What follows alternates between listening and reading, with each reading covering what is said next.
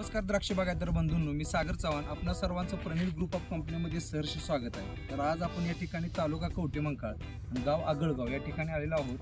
तर या ठिकाणी हा सोनाका साधा सोनाकाचा प्लॉट आहे आणि सुरुवातीला झाडांची साईज वगैरे लहान होती.